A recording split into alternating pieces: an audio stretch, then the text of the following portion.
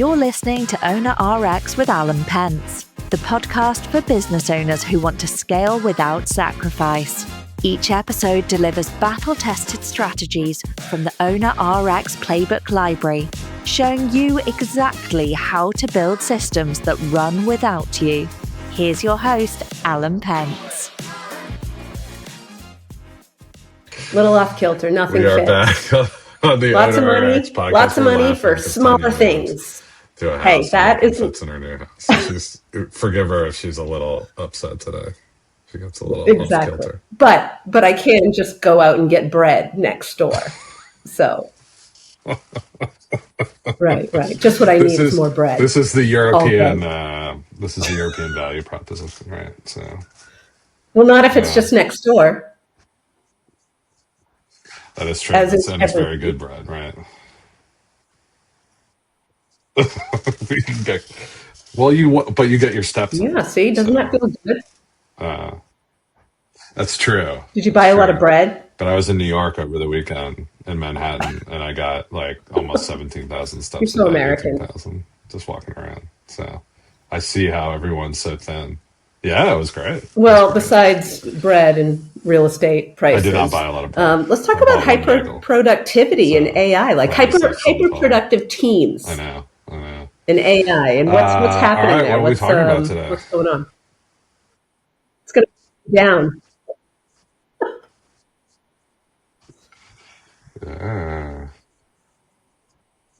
Yeah. So, well, after you have your bread, then you get onto your agents and start doing your thing. But yeah, I read this article by a guy named Steve Newman. I think he works Microsoft on one of their products that does some kind of coding thing. Amplifier, I think, or something like that. And but really good. So I signed up for his blog because I saw it connected from somebody else I read. And he had this whole thing about some like kind of anecdotal evidence, but people he's talking to, and then some articles he had read about people who are becoming what he called hyperproductive. So essentially, like what I took away from it is when you start realizing that AI tools can build tools, and then you can build tools to monitor and improve the tools, and you can build tools to monitor those tools and make them better. Like you start realizing that you can create these self-improving systems, and they can start achieving escape velocity on productivity. So like what they found is these people stopped actually doing the work. So they're looking at a job, right, or a set of tasks to do something, and then they create agents to, so say it's like my newsletter and LinkedIn posting system, right? So I build a system that does that. So I actually don't do the work anymore. I talk to it. I give it ideas about what I want to do. I have like I did one yesterday on hyperproductivity about this article. So then every couple of weeks, I download all the analytics on each post and ask the agent to figure out what was it about these posts that did better than those posts, whether it's timing, time of day, the format of the subject matter, or like the way we structured the post. And so it can start learning about that, right? And then you can start plugging in other things like, oh, now I can create an agent that goes out and searches for new, like it would have like a set thing about best practices on LinkedIn. And then you could send it out once every couple of weeks to search Reddit and other, blogs and stuff like that to find information about what works on YouTube, on LinkedIn, how the algorithm's changing. You could do it for YouTube too, right? Same thing. And so it could start going out and finding information from people who are like, oh, the algorithm changed slightly, so you should do this. And then you start creating this system where you can keep tuning it. And then then you start looking at who actually interacts with your post, right? It's like, all right, is this somebody I actually want? And then you look at like, all right, well, this post got comments from people who are in my ideal customer profile. This post got a lot more comments, but they're not people I'm really wanting to try. And then you can feed that in, right?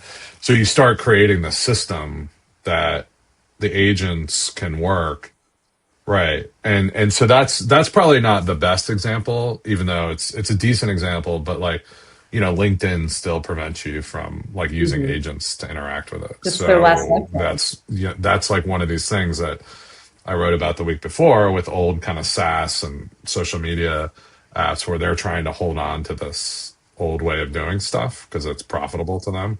So it's going to be more difficult.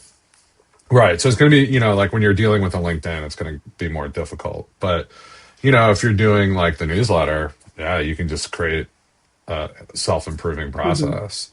And you can like read who's opening and all that kind of stuff. Right. So, you do that with that. You could do it with clients, right? You record, like I do all this stuff with meeting transcriptions. And so you feed every meeting transcription into a series of agents, and the agents can do all the, the follow-up email and, hey, what should the next agenda be based on this meeting? And then it can write to a ledger, like a project management document where it's like, what are we doing with this client? And that keeps updating. And then it can feed into an agent system where you can rate me as like a client service or like how I interact. I'm a coach, right? So it would rate me on coaching, but it could rate you on, how well you updated the client on whatever, or talk to a customer or did a sales call, right? And then it can go out and start being like, okay, what are the things about what's going on with this client, right? And it could go, maybe you have a client at a Fortune 500 company that you're doing, IT services or marketing or whatever, and it can go out and research what's happening with that company. And so you get real-time updates before you meet with a client about what's happening. So you start realizing as you piece together these agents that then you can, so first of all, I started talking about, hey, now I can do this other thing with the client and this other thing. So you're adding like another agent in the process. Then you start adding improvement Everybody tools, wants right? to be And it's like, antagonized. okay, the first thing I started doing was antagonist agents. And so now I have agents that like represent small business owners and they antagonize. It's like, it's like a check. I love the word antagonist, so I use it. I know, I love it. I love it. But, AI doesn't have emotions, so it's okay. So, I have a user agent. I have one that's like making sure it doesn't make up stuff. And like I had that the other day, like in the LinkedIn post that made up a bunch of stuff. And I was like, hey, I had that on the newsletter, but not on the LinkedIn, I realized. So then I updated it, right? And then, so like you need to be able, so then, I use antagonist agents, and then that improved quality.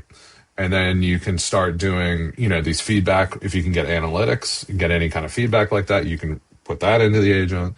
And so you start getting these loops that can go, right? And what I'm noticing is a couple things. One is my ability to now get better and better at something has just gone off the charts. Like I didn't know how to write LinkedIn posts before.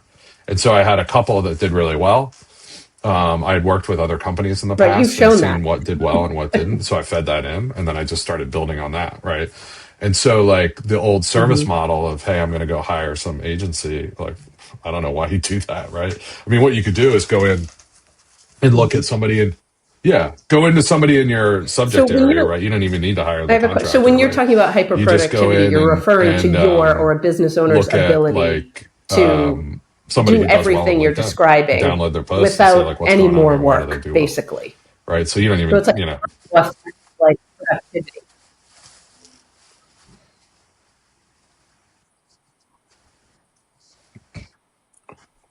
Okay. Start with the. Yeah. Well, I wouldn't say that it's not without any more work, but it's like, so I would say there's two aspects to this that I think are interesting. One is really positive. One is really negative. So the positive aspect, So the positive is you can start, it's not like you don't have to do no work. You've got to be there directing, monitoring the agents, right? But you can start doing 10, 50, 100 times the amount of work you used to do. And it gets better quality, right, as you do it. Even a year ago? And so what you see is people starting to achieve breakout velocity where they can start doing things that would have taken teams of 5, 10, 25 people before. And of course, Yeah, it's 6 months ago, right? I mean, and of course it's like a jagged frontier, right? So they call AI jagged, and it's like, so in one thing it can do like 100 times better, and in another thing it's like not that good. So it's like an uneven surface. So it's not like I can plug in magic agents and everything takes off to hyper productivity like that, right? So you have to experiment with it and you have to work on it, right? And so that leads to the bad part. But like, let's talk about the good part in full, right? So in these areas where you can make this kind of progress, what I've noticed, and what this guy is writing about, is it isn't coming from adopting off the shelf tools. Now, I guess Claude Code, right? So the coding tools, yes, it comes from adopting those, or Gemini, or Codex from OpenAI, and but what they're doing is they're building bespoke solutions with those. They're not going to the agent companies. They're not going to Google. They're not, they're going directly. They're using the coding software to build their own tools, and everything. My view of the world is everyone's becoming a programmer. Like, programming is just talking to computers. And so AI is making talking to computers really easy. You don't need these intermediaries anymore. Like, they built software for you that you could talk to the computer. So now you can just talk to it. So you don't have to write in a diary anymore, voice Alan. dictation thing from every.2 called monologue. I hit Option key twice and I talk, and it transcribes what I said into the Claude Code window, and then Claude goes and does it. Right? That's right. My diary can be in Claude Code. Right. And so, that is allowing people to start building these stacks. And what I think is happening, you're seeing, is that individuals and small, very flexible, highly the people are agentic and productive people, right? So they're able to adopt these tools. They're very flexible. They can go do this like that. Like, they can just go rocket ship. Whereas companies have a huge problem because, one, they've got legacy processes, but they just don't have and every person on the team is not as capable, right? So what you'll find is that if someone who can't keep up with that is involved, it really slows the whole thing down. So it basically kills you. So it's really only individuals in these very small teams that can do this at this point. Now, of course, like, there's sort of an exhaust from that where, like, what they're doing will eventually get adopted and implemented in companies, but it's going to be a big lag between what they're doing and what everyone else is getting. And so you're going to see this increasing split where very small, hyper productive teams are able to do incredible things, and other people are going to be like, how do I do this? I'm still like typing in my Word document, right? And I think that it's not fair, and inequality will get worse, and because the returns to a highly productive person to adopting these tools is hyper productivity, 100 times capability. And he cites a guy like in China who's built like 20 companies, just spins up companies using agents that do stuff overnight, and like they select the name of the company. Like, when he has an idea, he has Claude Code go out and plan out how to build the software, and another one goes and searches for domain names and then actually pings the register to see if it's available, and then he wakes up in the morning and here's the name and the plan, right? And so I think he's doing like $1 million in profit right now, just like selling little apps to people, right? And I found it with my own work that I probably didn't have to hire 2 or 3 or 4 people to get the OnRX stuff going. And even now, I had these developers. But you didn't know what you didn't know in the beginning, feel like that, which was such a short time ago, relatively. Like, I mean, they're great, and there's certain things you still need someone who understands programs for, but I actually feel like they're slowing me down now. And that's right. Yeah. Right. And so now what I found is every one of the contractors I had Isn't that at amazing? different points, I had people helping me write the newsletter, And helping me recruit people for subscribers. I had LinkedIn posting. I had developers. In every case, I've gotten rid of them because it's just easier for me to do it with agents. And like, they are actually slowing me down. Yeah. So I wrote in LinkedIn, I probably replaced 300K. You talk about this clear bifurcation between basically the haves who will be able to do this and take this forward, who are more skilled at it, and those that can't. So is that, well, that must be bringing us into the bad, or that is the bad?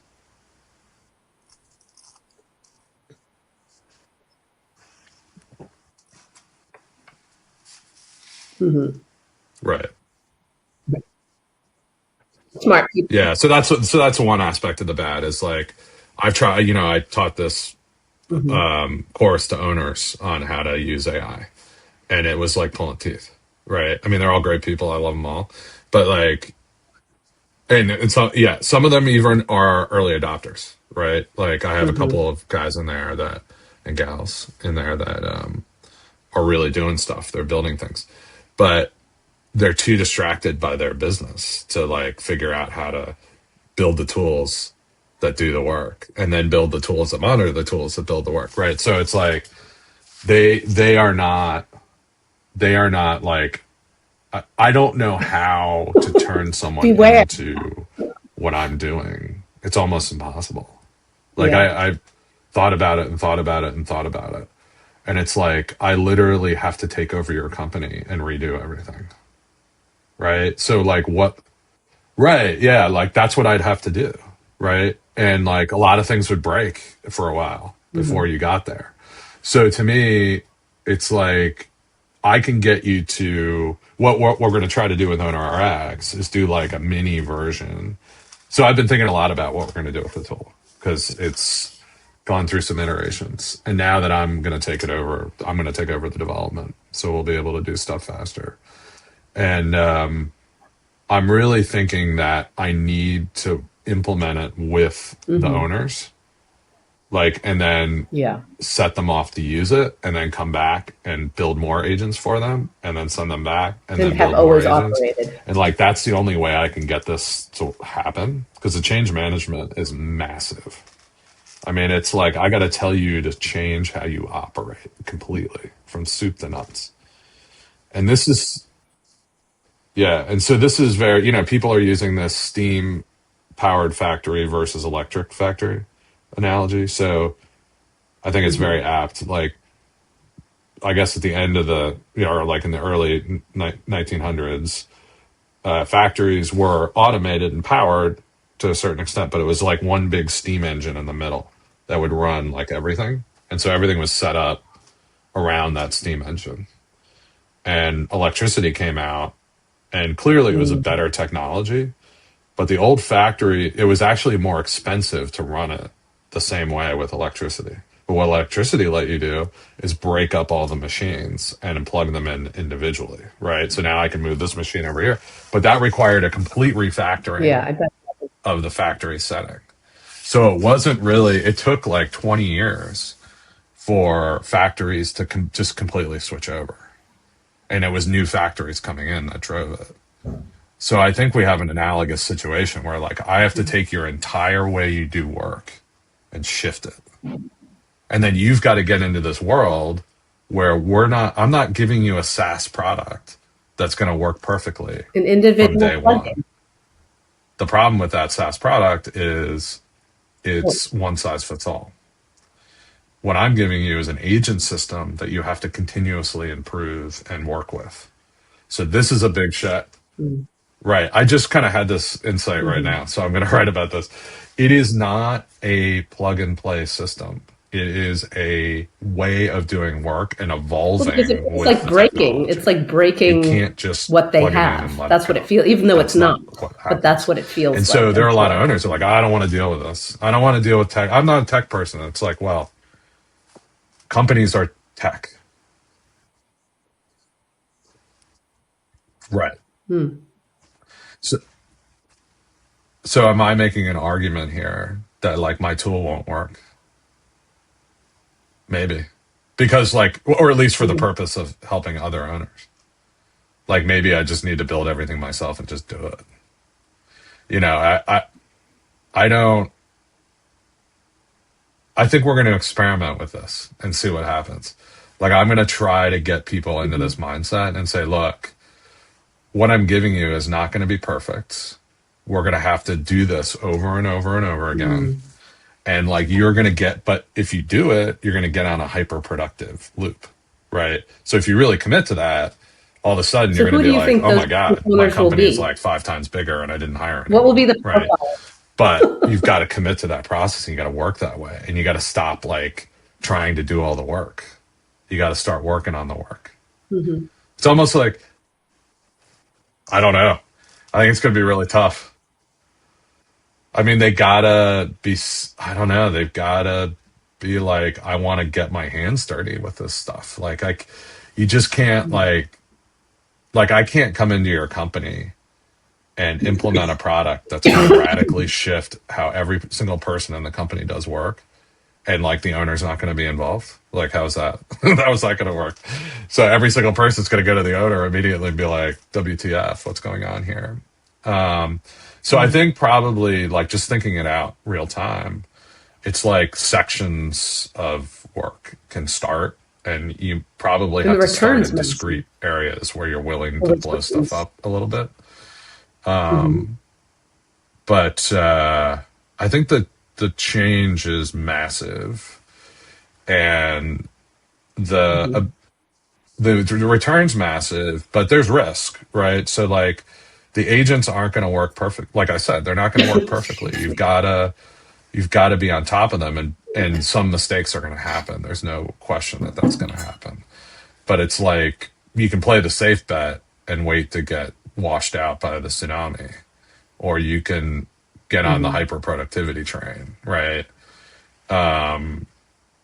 So I think it's a way. I think it's just a way, and it really requires.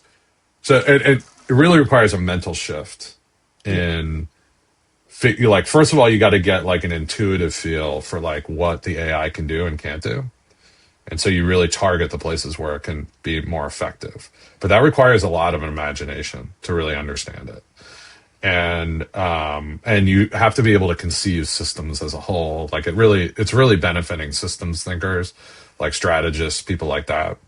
And then you've got to understand where it can't and how you have to like match that up. And you've got to realize, like, to me, this is the other thing I've sensed from owners. They want everything to be perfect. So they want this optimized system where, I just push a button. And it's like, no, that's a waste of time. Like, I was just talking to one of my clients about this, who wanted like this perfect dashboard that was built with real-time data and blah, blah, blah. And it was like, all right, we could spend $150,000 to build like the perfect connection, or we could just like download a CSV file once a month and run it through a prompt. Like, why don't we just download the CSV file? Like, what are we doing here? And that's what I think people have got to get out of that. It's like, now, of course, you need security, you need processes. So like, if you're hacking it together a bit, it can get out of control. So there's a downside, right? But it's like, you can't just waste your time like doing that crap. You got to get stuff that's actionable for your company. And like, yes, at some point, I can't download CSVs and create a scalable process, but do I really need to like look at a dashboard once a month? I don't, right? But like, if I'm doing something that's repetitive for customers, yes, I need that to be like scalable and adaptable to different people. So I'm going to concentrate my effort there and just get the data where I need to. And so like, I think, so there's like this capability of rethinking how you do work, what you really put your effort into to like make it pretty and use and like fault tolerant for like, lower grade users, right? And what you just kind of get done because it's like easier to just do it. And then you've got the other thing I think that happens is negative that I think is under discussed. And he mentions this in the article, and I definitely like resonate with it, is like, it's exhausting. Like the agents never stop. Yeah. The agents, first of all, the agents never stop. They just run whenever you want them to.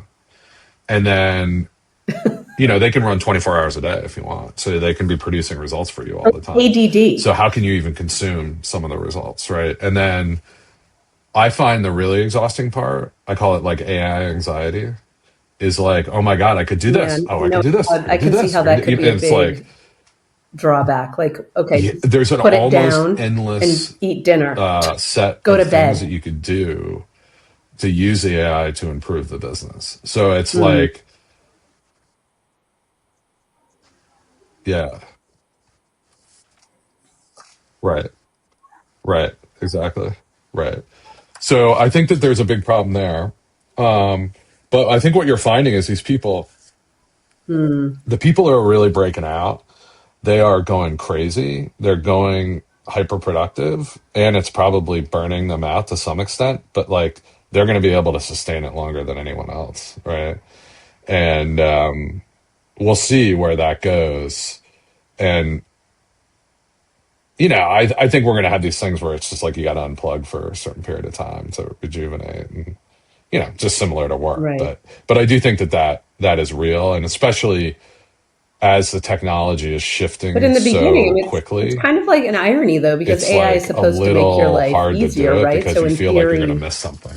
Now, I think there's a time, but in a way, when it it's actually like evens out a bit. At least now where things are, you could be doing more and more precisely because of what you're saying, because like it doesn't stop, and you're always going to be thinking, I've got to see what was the analysis of that. I've got to tweak that agent.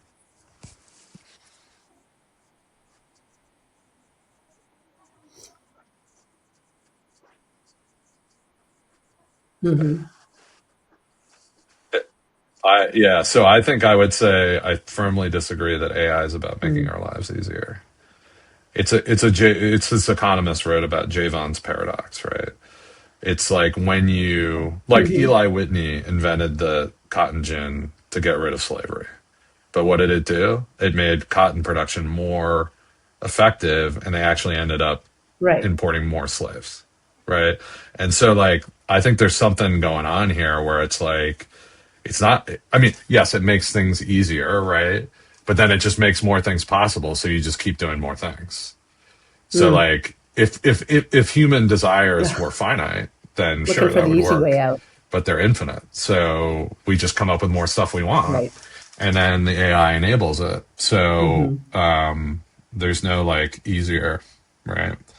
And I think that's a real downside. I mean, it's a really good side and it's a real downside for people. We're going to have to learn how to manage that.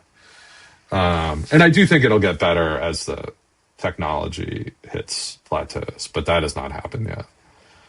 And the other thing I'm seeing, which is also like another part of hyperproductivity that he doesn't address quite as much, or no, he does, I guess, yeah, and I actually so he talks about this other developer. So the guy, Steve Newman, I think, does something else, and then the developer works for Microsoft. And so this guy, Jesse something. So he mentions him. I went and read his blog post about how he's using Claude Code today.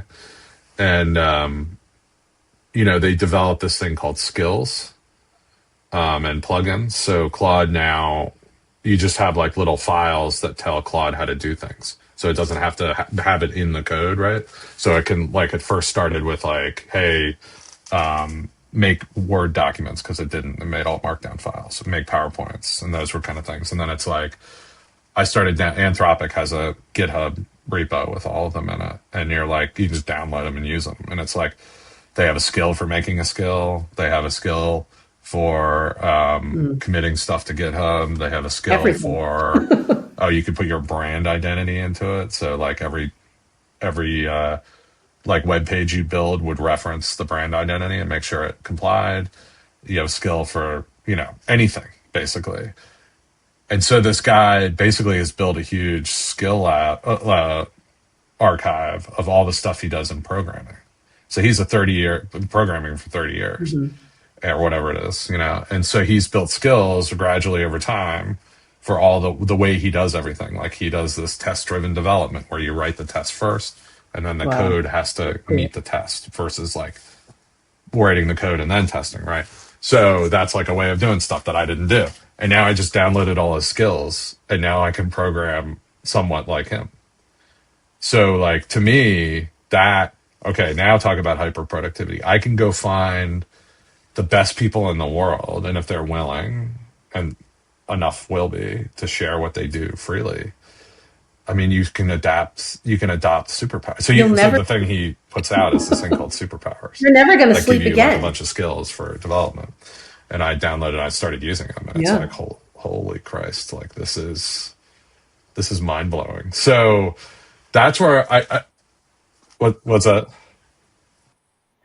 I know I got to take off Thanksgiving, I think, but yeah. So I think what I wanted to talk about today is just like, we kind of got into some other stuff I've been thinking about. Is like, I am really torn about how to proceed with this, with the company, because like, I'm going to try this adoption with business owners by working with them using the platform, and then kind of taking over the platform myself from the developers, and just using, these skills and superpowers to keep building it out and see if I can get people to change how they operate and like get traction with that. But I'm starting to really believe that, I mean, it's such a trope, but I hate saying it, but the change management is more important than the tech. And getting people to just shift how they think and how they operate is really difficult. So I am seriously thinking about what industries can I just start a business using my AI agents and like outcompete other people.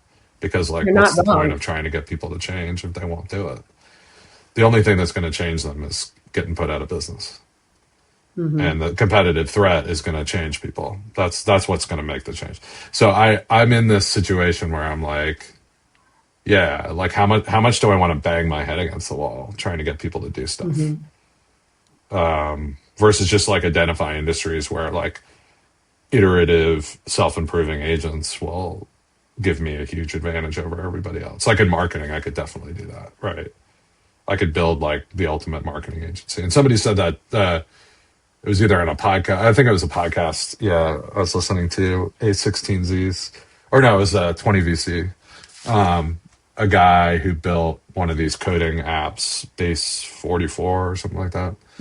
He was saying that like so one of the big areas of adoption right now is there's a company called Harvey, and there's another one I can't remember, that are selling models to law firms and help them with research and stuff, like case law research and stuff like that. And of course, everyone wants to talk about the ChatGPT thing that the guy cited in court and got burned for. But just show you, these models are only trained on case law, right? So they don't hallucinate like that. And they're much better, and they're getting adopted at a really high rate. So he started saying, well, is that a better business than just becoming the AI first law firm? Like, what if somebody just figured out how to use AI really, really well, created self-improving agents themselves, and didn't sell it to anybody else? They just used it to outcompete them.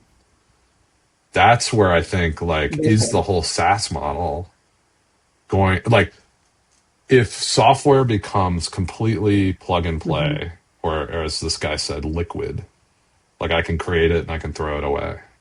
I just have a database with all my data in it, and then I'm like, hey, I want to look at this, I want to do this, and then Claude Code just does it for you. It has a skill, right? It has a skill for a document, has a skill for a dashboard, it has a skill for, I want to do this kind of analysis, right? Anything you could do in a piece of SaaS software. Like, it's really the processes that you use and the creativity of the agents and your knowledge repository. So like, does it bring, like, do pure play software companies beyond the model makers really just go away? Or some tooling, around, and really it's the services companies that use the software, the ones that get built AI native. So the AI native marketing firm, the AI native accounting firm, that they're the ones that take over, because they just have the They basically build the intelligence into their own system. But you're thinking about, you're thinking it.